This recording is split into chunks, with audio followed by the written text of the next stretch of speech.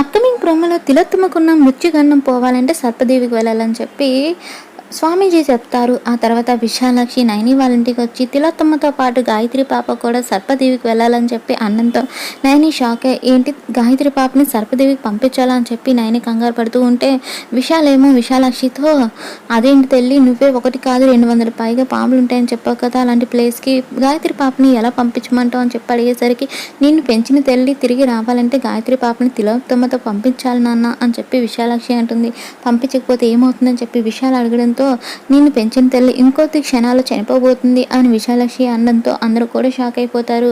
అలాగే మీకు ఇంకో విషయం చెప్పడం మర్చిపోయిన తిలోత్తమ అమ్మ గాయత్రి పాపని ఎడం చేత్తో మాత్రమే పట్టుకోవాలి అని తిలోత్తమతో అనేసరికి ఏంటి ఎడం చేత్తోనే పట్టుకోవాలా, కుడి చేత్తో పట్టుకోకూడదా అని తిలోత్తమ ఆశ్చర్యంగా చూస్తూ ఉంటే పట్టుకోకూడదు ఎందుకంటే తిలోత్తమ కుడి చేతిలో ఉలిచి ఉంటుందని చెప్పి విశాలాక్షి అనడంతో అందరూ కూడా ఆశ్చర్యపోతారు.